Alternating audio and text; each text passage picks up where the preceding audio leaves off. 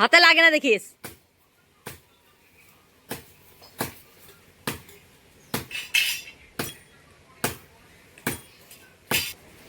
হাজার ছোট ছোট টাইলে বেলে লে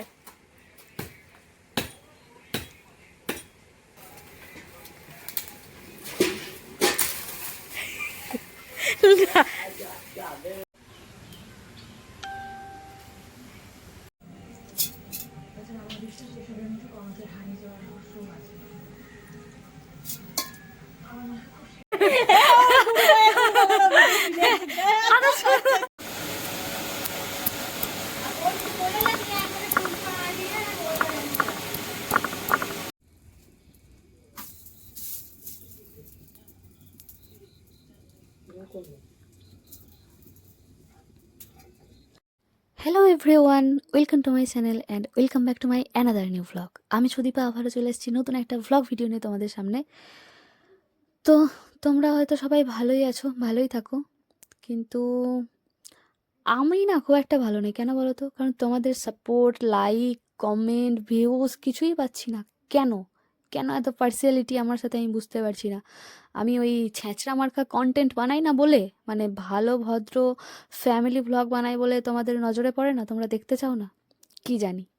যাই হোক, দিনটা ছিল 31 ডিসেম্বর, মানে 2024-এর শেষ দিন, বুঝতেই পারছো।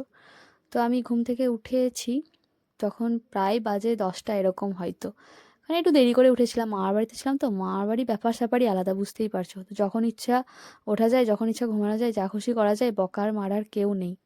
উঠে এসে দেখছি দাদুভাই গীতা পড়ছে, এদিকে দিদা মানে হচ্ছে মায়ের মামিমা সে মুড়ি খাচ্ছে, আমার দিদা মশলা বাটছে, মা দেখছি জামা কাপড় কাচ্ছে সরি, আর দিদা এদিকে অলরেডি মাছ ভাজা করে ফেলেছে, কফিটাকে হালকা তেলে নেড়ে রেখেছে। আর যাই হোক, ওখানে কিছু একটা হচ্ছিল, আর এদিকে মশলা বাটতে শুরু করেছে।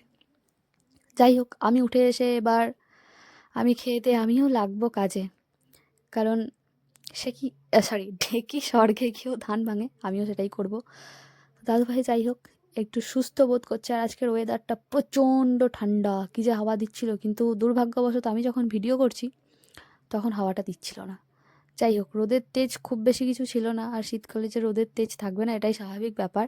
শীতকালে শীতটা একটু পড়বেই, কিন্তু আমার মতো যারা শীতকাতুরে মানুষ তাদের শীতে সত্যিই খুবই কষ্ট হবে। আর এখানে ফুলগুলো দেখো কি সুন্দর ফুটেছে, দিদা আবার খুব একটা ফুল তোলে না, তুলতে খুব কষ্ট লাগে।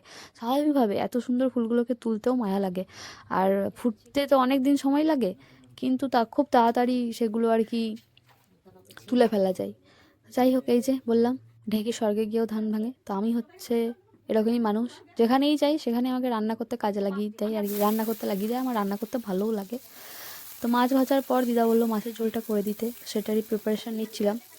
তবে ব্যাপারটা হচ্ছে গিয়ে, আমি যখন রান্না করি না তখন তেল ঝাল মশলা বেশি হয়ে যায়, কিন্তু দাদু ভাইয়ের একদমই তেল ঝাল মশলা খাওয়া বারণ। তবে এই রান্নাটা খুব সম্ভবত দাদু ভাই খাইনি, জাস্ট একটুখানি দেওয়া হয়েছিল, তাতেও আমি খুবই তেল মশলা কম দিয়েছিলাম। যাই হোক, প্রথমে তেল গরম করে টমেটোটা দিয়ে, এর আগে 5 ফোড়ন দেয়, অনেকে চিনি দেয় কালারিংয়ের জন্য, আমি ওসব কিছু দিই না। আমি রান্নাতে চিনি একদমই পছন্দ করি না, আমার মিষ্টি মিষ্টি খাবার একদমই ভালো লাগে না।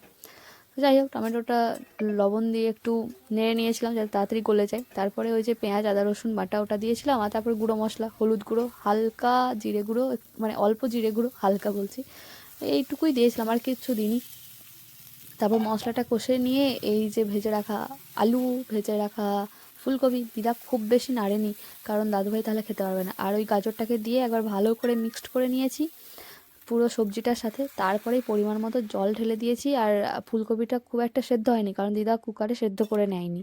আর কুকার সেদ্ধ করে নিলে ভালো হয়, তাহলে জলটা গেলে ফেলে দিলে কি হয়, ওই যে বিষ বা যা কিছু থাকে ফুলকপি সেটা চলে যায়।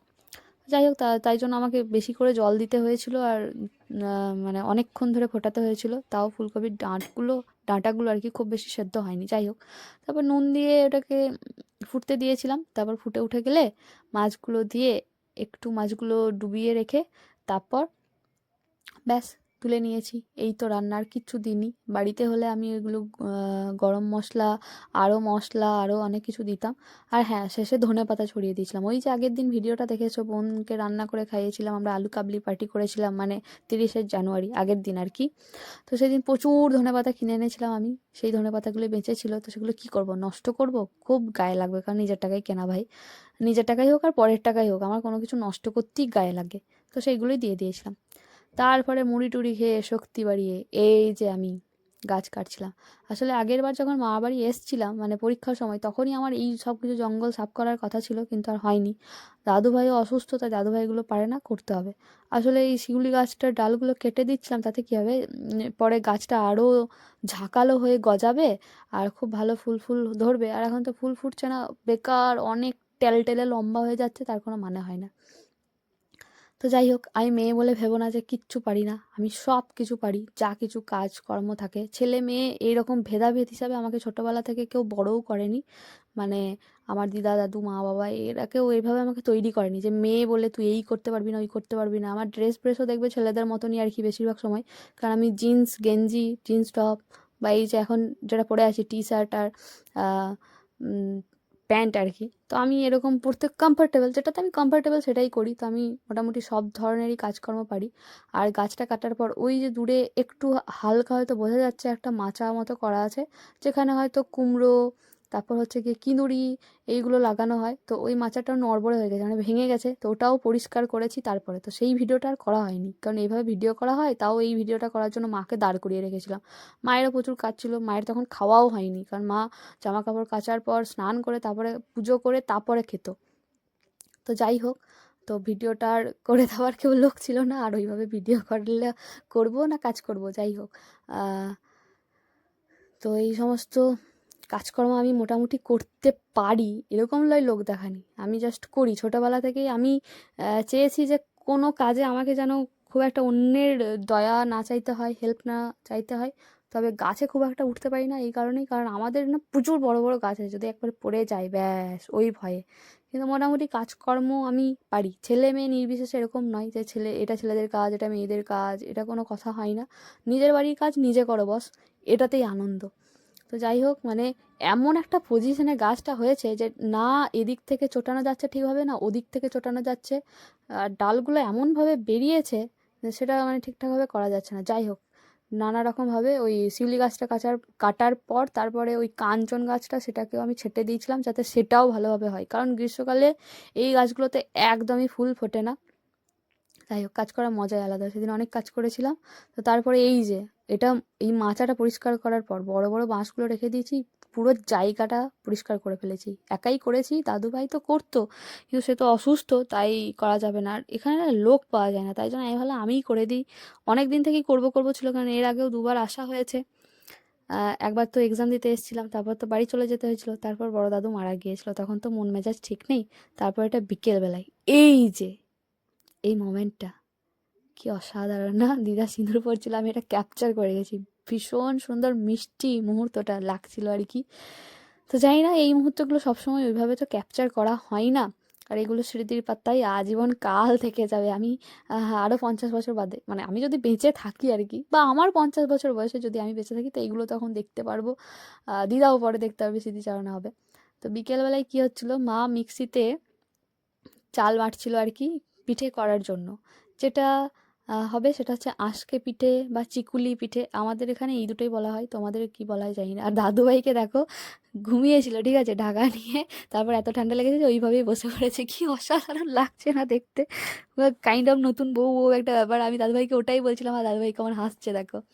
তো এই যে এই হাসিটার জন্য আমি খ্যাপামো করি। আগে তো দাদুভাইকে প্রচণ্ড ভয় পেতাম, এখনও ভয় পাই না তা নয়, এখন শ্রদ্ধা করি, কিন্তু আগে ইয়ার্কি মারতে পারতাম না, বা এত লেগ পুলিং করতে পারতাম না, এত হাসি ঠাট্টা করতে পারতাম না, এখন সেগুলো করি, মানে প্রচণ্ড পরিমাণে। আর এখন তো আরও চেষ্টা করি দাদুভাইকে হাসানোর, এই যে এই হাসিটা, কারণ এখন শরীর অসুস্থ। তো যত হাসাবো, যত মন ভালো থাকবে, তত এই মানুষগুলো ভালো থাকবে, তত আরও বেশি দিন আমাদের কাছে থাকবে, আর তত হচ্ছে আমাদের লাভ। কারণ আমার তো ঠাম্মা দাদু নেই, তো এই দিদা দাদু আছে, এটাই আমার কাছে অনেক পাওয়া আর কি। এই মানুষগুলো যুগ যুগ ধরে ভালো থাকুক, 100 বছর আয়ু অবধি বাঁচুক, সুস্থ থাকুক। তো তারপর দিদাকেও ডাকলাম, দিদা এই মোমেন্টে দাদুভাইয়ের পাশে বসো তো, কি অসাধারণ লাগছে, একটা ছবি তুলি দুজনে। আর দাদুভাইকে না এই অবস্থাতেই ছবি তুলেছিলাম, একদম নতুন বউয়ের মতো দাদুভাইকে দেখাচ্ছিলাম, দেখো দাদুভাই তোমাকে নতুন বউ লাগছে। দাদুভাই তো হেসে গড়াগড়ি। তারপর দিদাকে বললাম যে বসো, দিদা আমার বসেছে, তখন নাহলে এইভাবে বসলে কি করে হয়, ভালোভাবে বসো, তবে না একটা ভালো ছবি তুলবো। দাদুভাইকে তারপরে যেই বলেছি কাঁধে হাতটা দাও, সেই দাদুভাইয়ের কি হাসি আর দিদার কি হাসি, আলা ভেবে নাও তোমাদের নতুন বিয়ে হচ্ছে, আর হেসে পাগল। আর এদিকে ঘটেছে আর এক কাণ্ড, বুঝলে। মা চাল বাটতে বাটতে যেই শেষের মুহূর্তে সেই হয়েছে কি, না খারাপ হয়ে গেছে মিক্সিটা, লে মর। আর এদিকে বড় দিদা এসছে, এই এই চাল বাটার সাথে না কলাই বাটা, মানে এটা কালো কলাই, তারপর আদা, আরও নানান রকম কিছু দেবে, ঠিক আছে। আর আমি এর মাঝে না এটা তাল পাতা, বেগুন এসব লাগে এই পিঠাটা করার জন্য। কিভাবে কি করা হয় সেটা তো দেখাবো প্রসেসটা। তো এর মাঝে আমি তাল পাতাও কেটে এনে দিয়েছিলাম, বাড়িতেই রয়েছে পুকুর সাইডে, এর আগেও দেখিয়েছি। আর পুরো বাড়িটা একবার দেখালাম, আমার দিদাদুর বাড়িটা। হ্যাঁ, ছাদ নেই, বাট এটা স্বর্গের চেয়ে কিছু কম না। আমার এখানে জন্ম, ছোটোবেলা, সব কিছু, এটা আমার বেস্ট প্লেস। এখানে আমি সব থেকে সুখ খুঁজে পাই, নিজের মতো থাকতে পাই, এভরিথিং, সব কিছু। চাল বাটা হয়েছে, এটাই শেষ। এরপরেই মিক্সিটা খারাপ হয়ে গেছে, লাস্ট মোমেন্টটা, তারপর সিলেই বাটতে হয়েছে। বড় দিদার এদিকে কলাই বাটা হয়ে গেছে, তারপর এবার আদা বাটছে, এর সাথে গরম মশলা বাটে, অনেক কিছু এখানে দেয়, লঙ্কাও বাটে, উম, অনেকে অনেক কিছু মেশায়, ঠিক আছে, যে যেরকম পারে, যেদিকে যেরকম আছে সেদিকে সেরকম। তো এই প্রতিটা মোমেন্ট আমি ক্যাপচার করছিলাম এই মানুষগুলোকে। আসলে আহ, ভগবান না করুন, আমিও চাইছি না, বাট তবুও কে কদিন আছে, কতদিন আছে, সেটা তো জানা যায় না, সেটা তো বোঝাও যায় না। তবে এই যে এই মুহূর্তগুলো আমি সারা জীবন রেখে দিতে চাই, সারা জীবন দেখতে পারবো এই এই মানুষগুলোকে, এইরকম মোমেন্টগুলোকে। আর তাছাড়াও এই মোমেন্টগুলো তো আসবে না সব সময়, তো মায়ের মামিমা ওই পিঠে করার সময় আসে না। এখন তো দাদুভাইকে দেখতে এসেছিলো, দাদুভাই অসুস্থ বলে, আর বড় দাদু মারা গিয়েছিল, সেই খবরটাও নিতে এসেছিলো। তো এই যে তারপরে চালগুলোর সাথে এই যে যেগুলো বেটে রেখেছিল, গরম মশলা, আদা, তারপর কলাই বাটা, এগুলো সব মিশিয়ে দিল। তারপর পরিমাণ মতো জলও দিয়ে দিচ্ছিল, একটা স্মুথ ব্যাটার বানাতে হবে। এবার সেটা না খুব পুরু হবে, না খুব পাতলা হবে, ঠিক আছে, মোটামুটি। এবার এই আন্দাজটা কিন্তু আমি জানি না, এগুলো, এরা হচ্ছে পরিপক্ক মানুষ, এগুলো করে করে করে করে এরা এতটাই পরিমাণে অভ্যস্ত যে ঠিক বলে দেয়। যেরকম দেখো না, লবণটা কি সুন্দর পরিমাণ মতো দিয়ে দেবে, না বেশি হবে না কম হবে, কি সুন্দর আন্দাজ করে বুঝতে পারে ভাই, এটাই ট্যালেন্ট মানে বাঙালি মানুষদের। আর পৌষ মাসে পিঠে পার্বণ, আহা আহা, মানে মামা বাড়ি গেলেই বেশিরভাগ হয়, আমাদের বাড়িতে খুব কমই পিঠে হয়, কারণ আমাদের বাড়িতে উনুন নেই। আর পিঠে পুলি এগুলো উনুনের আঁচেই বেশি ভালো হয়। আর আহ, বেশিরভাগ সময় মাঝে মধ্যে আর কি মামার বাড়ি যাওয়া হয়, তো দুদিকটাই হয় আর কি, কারণ ওখানে দিদা দাদুরও খাওয়া হয়, আমরা গেলে আমাদেরও হয়। দিদা দাদু ভাইয়ের একা করতে তো কষ্ট হয় স্বাভাবিকভাবে। এই যে দেখো দিদা নুনটা এত সুন্দর ব্যালেন্স করে দিয়ে দিচ্ছে ভাই, মানে কী করে পারে, কমও হয় না বেশিও হয় না, আমি বুঝতেও পারি না ব্যাপারটা কী। তো যাই হোক, শেষ মুহূর্তে তারপরে আবার কি এইগুলো, এই ব্যাটারটা তৈরি করে নিল। এটা তো নয়, আরও একটু আছে যেটা শিলে বাটতে হবে। মা শেষ মুহূর্তে এগুলো শিলেই বেটে নিচ্ছিল। এদিকে দেখো বড় দিদা ব্যাটারটা তৈরি করছে, আর মা এদিকে না শিলে বেটে নিচ্ছে শেষটা, কারণ ওই যে মিক্সিটা খারাপ হয়ে গেছে, কপালই খারাপ আমাদের। আর দাদুভাইকে দেখো, শরীর অসুস্থ কিন্তু বসে থাকবে না, এই যে গাছে জল দিয়ে বেড়াচ্ছে, আমিও দিয়ে দিই, কিন্তু ব্যাপারটা হচ্ছে আমার দেওয়াতে পোষাচ্ছে না, কারণ স্বাভাবিকভাবে যে নিজে গাছপালা লাগায় সে নিজের হাতে যত্ন না করতে পারলে কী লাগে। এই সমস্ত কিছু শীতকালীন এই যে সবজি, লঙ্কা, টমেটো, পালং শাক, পুনকা শাক, তারপর ফুল গাছ, নানা রকমের পেয়ারা গাছ, ফলের গাছ, এই ওই হ্যানা ত্যানা যত রকম আছে সব গাছ দাদুভাই নিজের হাতে লাগায়। এই যে অসুস্থ হয়ে যাওয়ার পর বসে থাকতে হচ্ছে, ঠিকঠাক কাজ করতে পারছে না, আর গাছগুলো ঠিকঠাক যত্ন হচ্ছে না, এটাতে দাদুভাই খুব অস্বস্তি হচ্ছে আর কি। আর তারপরে এই সব কিছু জোগাড় যন্ত্র হয়ে যাওয়ার পর এই যে বড় দিদা এসছে উনুন ধরাতে। আর ওই যে আমি মাচাটা ভেঙেছিলাম সকালে, সেইখান থেকে যে কাঠগুলো ছিল সেগুলো ওখানে জড়ো করে রাখা হয়েছে, আর বাঁশগুলো এই জায়গাটাতে রেখে দিয়েছি ওখান থেকে সরিয়ে। তো কি হচ্ছে, এগুলো দিয়েই আজকে আর কি হবে। তো এই উনুনের জালে না পিঠে বানানোটা হেব্বি হয়, হেব্বি হয় মানে হেব্বি। আর এই পিঠেটা আহ, যখন মানে তৈরি করাটা দেখাবো পদ্ধতিটা, তখন তোমরা আমাকে বলো তো যে তোমাদের ওদিকে এই পিঠেটার নাম কি। আশা করছি তোমরা আমার ভিডিওগুলো ভালোভাবে দেখবে। আর তোমাদের কমেন্ট কেন পাই না আমি এটা বুঝতে পারি না, আমার ভিডিও কি ভালো লাগে না, কেন ভিউজ আসে না। তোমরা তো পরিবারে অনেকজন সদস্য রয়েছো, আর যারা নতুন রয়েছো কেন তারা সাবস্ক্রাইব করো না জানি না। আর আমি জীবনেও না ওই ইল্লি ঝিল্লি খ্যাপামো ছ্যাঁচড়ামো ছাপড়ি মার্কা ভ্লগ বানাতে পারবো না। আমি আসলেই ফ্যামিলি পার্সন।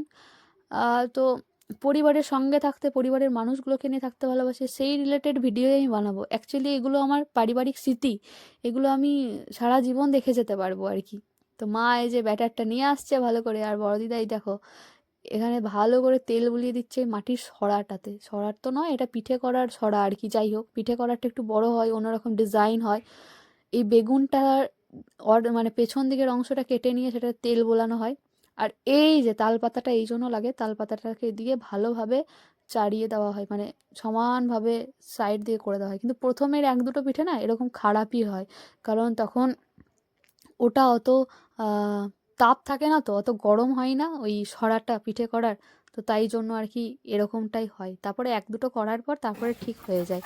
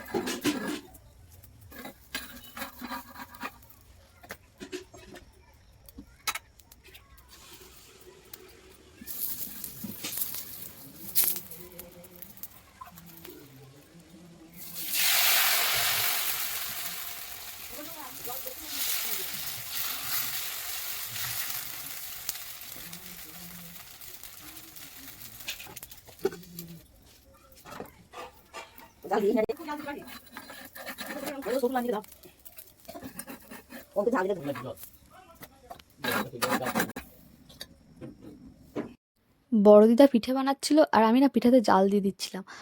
তবে জালটা আমার বেশি হয়ে যাচ্ছিলো। আসলে জাল দিতে আমার এত ভালো লাগে যে আমি একের পর এক লাঠি ভরেই যাচ্ছি, মানে যেগুলো ছিল বাঁশ, আর সে তাতে না দাউ দাউ করে জ্বলছিল। যাই হোক, আর এদিকে মা দেখো যে ধান ঝরাচ্ছিল, তো ওইগুলো মাপগুলো মা আর কি দেখে নিচ্ছিল। দাদু ভাই এত কিছু তো পারছে না, আর দিদার পক্ষেও সম্ভব হচ্ছে না, কারণ ওদিকে কাজ করছিল বলে। তো মা এগুলো দেখে নিচ্ছিল, আর আমি এই ফাঁকে ওই বাড়ি যাচ্ছিলাম, মানে আরও যে দাদুগুলো আছে তো তাদের বাড়ি যাচ্ছিলাম। যাই হোক, ফাইনালি এই দিনেই দাদু ভাইদের ধান ছড়ানো সব শেষ হলো। 3 দিন ধরে ঝরিয়েছে। এরাই কাজ করে দেয় সমস্ত চাষবাসের কাজগুলো আর কি, যা কিছু থাকে। আর মা দেখো কেমন হিসেব নিচ্ছে। আসলে ওরকমটা না, ওরাই বলেছিল একটু দেখে নিতে, আর দাদু ভাই বললো যা একটু দেখে নে। তারপর ওই বাড়ি থেকে ফিরে এসে তখনও দেখছি দিদা পিঠে করছে, আর আমি বললাম যে আমার পিঠেগুলো দুদিক দিয়ে ভালো করে সেঁকে দিতে, তাতে খেতে আরও বেশি ভালো হবে, আরও মচমচে হবে। তো এটাকে আমাদের আঁশকে পিঠে বা চিকল পিঠে বা চিকুলি পিঠে বলে। তো তোমরা যারা ভিডিওটা দেখছো ওখানে কি বলে একটু বলো তো। যাই হোক, সবাই মিলে মিলেমিশেই করেছে, তাই বড় দিদা একটু বেশিই খেটেছে। আর এখানটাতে না একদমই ঠান্ডা লাগছিল না। বড় দিদাকে দেখেছো, কোনো সোয়েটার চাদর নেই। আসলে আগুনের তাপে থাকলে এরকম সুন্দর আর কি গরম লাগে, বেশ আরামদায়ক লাগে। আর এই উনুনের জালে রান্না করা বা উনুনের পাশে বসে থাকা, সে যে কী শান্তি, এটা গ্রামের মানুষেরাই জানে। আমি তো ছোটোবেলা থেকে এইসবের মধ্যে দিয়েই বড় হয়েছি, ভীষণ ভালো লাগে। তো প্লিজ তোমরা যারা আমার ভিডিওটা দেখছো, তোমাদের কাছে আমার রিকোয়েস্ট, দয়া করে আমার ভিডিওতে প্লিজ লাইক কমেন্ট করো। আর যারা নতুন দেখছো প্লিজ আমার চ্যানেলটাকে সাবস্ক্রাইব করে দিও। আমি ছ্যাবলা মার্কা ভিডিও বানাই না, আমি জানি, তাই তোমাদের হয়তো ভালো লাগবে না, কিন্তু যারা ফ্যামিলি ওরিয়েন্টেড পার্সন তাদের আশা করি ভালো লাগবে। কেন জানি না আমার ভিডিওগুলোতে এখন আর ভিউজ হয় না, তোমরা লাইক কমেন্ট করো না কেন? ভালো লাগে নাকি? ভালো না লাগলে সেটাও বলো। তো যাই হোক, আমি তিতাসকে ডেকে এনেছিলাম। তো তিতাস আর আমি, অ্যাকচুয়ালি তিতাসকে ডাকতে আমি ওই বাড়ি গেছিলাম, তিতাস পিঠে খাবে বলে। তিতাস আর আমি পিঠে খাচ্ছিলাম, কারণ তিতাস একা খাবে না, তাই জন্য আমি খেয়ে নিচ্ছিলাম। আর এদিকে দিদা আমাদেরকে খেতে দিচ্ছিল, তার মাঝে টিভি দেখছিলাম, আর টিভি দেখতে দেখতে খাচ্ছিলাম আর কি। দাদু ভাইও টিভি দেখছে, এই আর কি। তো 31st নাইটটা ভীষণ সুন্দর কেটেছিল এই দিদা দাদুদের মাঝখানে, জাস্ট অসাধারণ। আর শেষ দিনটা ভালো, মানে শেষ ভালো যার সব ভালো তার আর কি। তো এই দিদা দাদু ফ্যামিলি মানুষগুলোকে নিয়ে বেশ ভালো কেটেছিল। আর আমার মতো যারা ফ্যামিলি পার্সন তাদের ভালোই লাগবে। তো চলো, ভিডিওটা আজকে এখানে শেষ করছি।